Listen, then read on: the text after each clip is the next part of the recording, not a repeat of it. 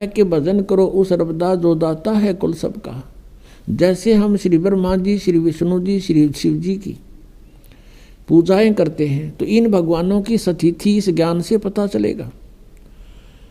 अब क्या होता है कि जब भगवान शिव ने देखा कि अस्थि पिंजर भी नहीं रहा तेरे पास, फिर उसका मोह भंग हो गया। मोह भंग हुआ तो उसने जो सोचा कि ये हालत मेरी किस कारण से हुई। उसने अपनी सूझबूझ से ये ढूंढा, इसका कारण खोजा कि भी मैंने विवाह करवाया और पत्नी पर विश्वास किया। मेरी पत्नी ने मेरे से विश्वासघात किया, मेरे से पीछे से जाकर के एक परपुरुष से इसने बात की और अन्य रूप धारण कर लिया। ये कुछ भी कर सकती थी, जिस कारण से वो अक्षुब्ध हो गया और उससे बात करनी बंद कर दी कि मैं तेरे ऊपर बहुत विश्वास करता था, तू भी विश्वासघातन निकली, तो मैं किस पे विश्वास करूं। इस निष्कर्ष से भगवान शिव ने सोचा कि मैंने विवाह करवाया तो पत्नी में मोह हुआ और पत्नी बेवफा निकली।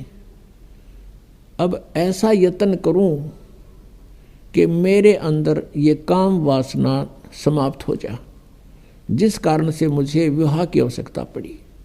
इसका मूल नाश करने के लिए वासना का भगवान शिव ने कहते हैं 88,000 वर्ष तक घोर तप किया और कहते हैं ये काल ये चाहता है कि कोई भी यहाँ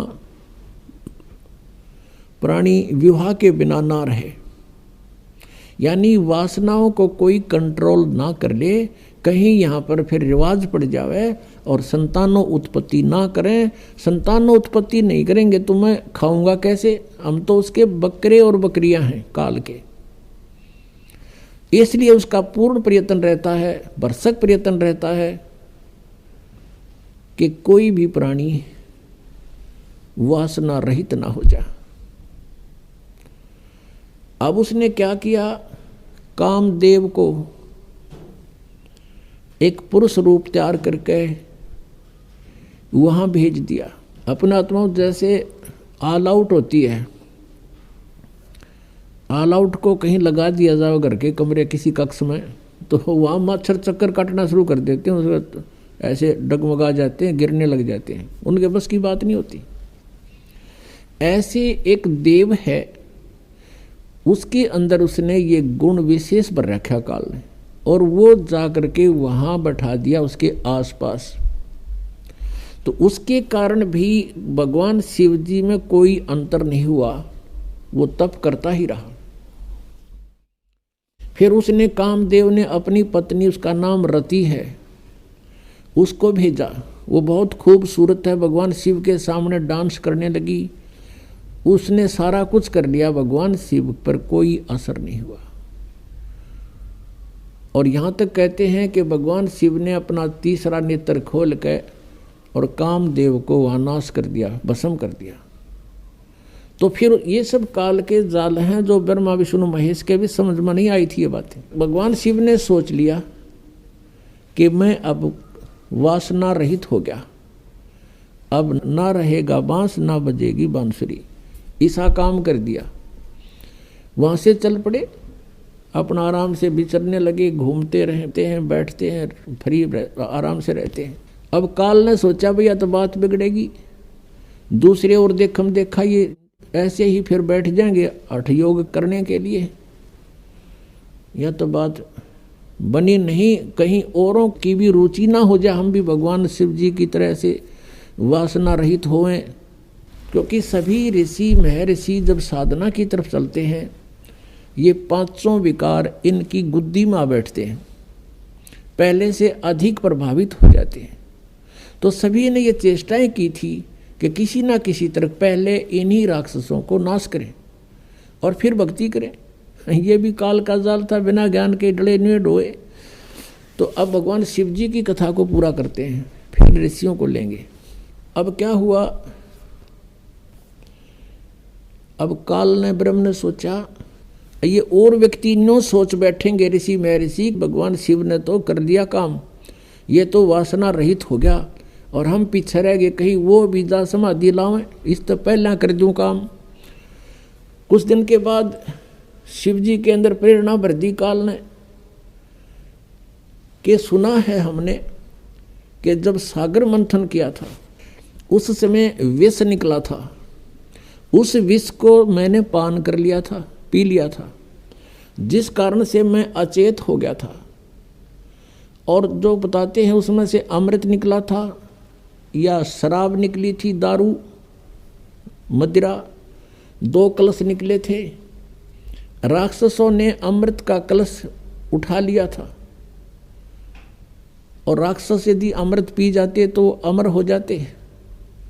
इसलिए भगवान विष्णु ने एक मोहिनी रूप बनाकर एक स्त्री का और राक्षसों में जाके डांस किया था।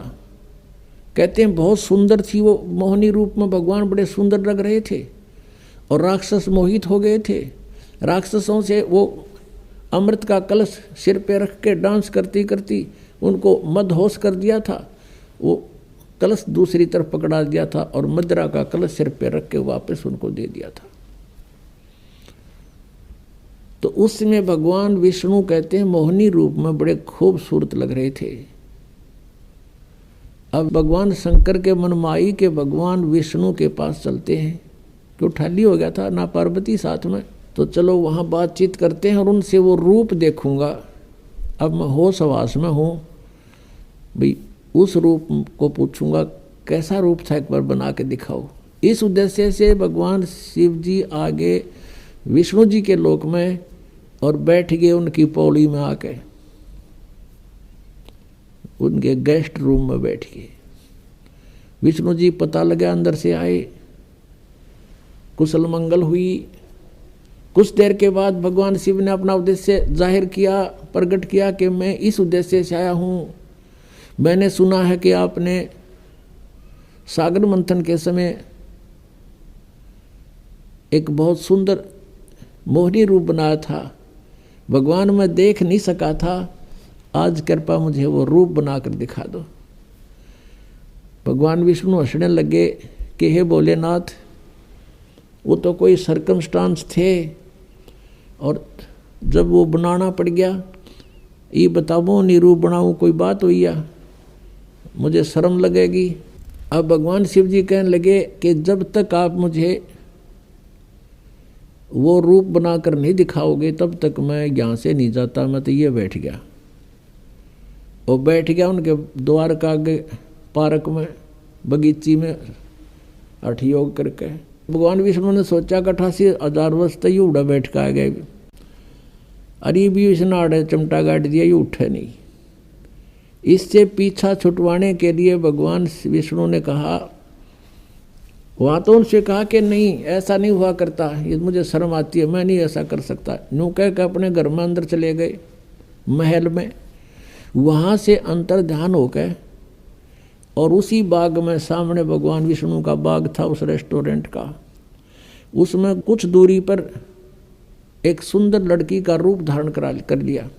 और भगवान शिव जी की दृष्टि जब पड़ी, भगवान शिव जी उठ कर चाल पड़े हैं और वो मोहिनी रूप आगे आगे चलने लगा, वो पीछे पीछे। भगवान ने भी स्पीड पकड़ दी, अच्छी जोर दो तेजी से चलने लगा और वो कभी वृक्षों से इधर हो जावे, कभी इधर से, और जाके भगवान शिव ने उसका हाथ पकड़ लिया। पहले भगवान शंकर पूछ रहे थे विष्णु जी से कि ईसा मोहिनी रूप के हो गया, सारे बावड़े बना दिए हुए राक्षस, उन सेना रहे आग भी, तो उसने कलश भी बदल दिया, ऐसे कभी हो सकता है, न्यू कह रहे थे। तो जब उसने देखा भगवान शिव जी नो सीधे चल पड़े, लड़की तो ऐसे ऐसे चल रही है छड़ों से कांटों से बच के, और भगवान शिव जी सीधा कांटा में गौ लिया बाईपास और जाकर उस लड़की का हाथ पकड़ लिया। जो ही उसने हाथ छुआ उसी समय भगवान विष्णु जी अपने रूप में खड़े हो गए और हंसने लगे। अग भोलेनाथ उनको न्यू मूर्ख बना दिया, जैसे इतने काटे भी ना दिखे, माँ छड़िया में कहा गया सीधा। और उधर से वह वासना कित गई, 83,000 वर्ष डरे ढोकाया तू, कहाँ गई वो साधना तेरी। इसके विषय में परमेश्वर कबीर जी कहते हैं जैसे अग्न काष्ठ के माही, है व्यापक पर दिखे नाही। ऐसे कामदेव पर चंडा, व्यापक सकल दीप नो खंडा।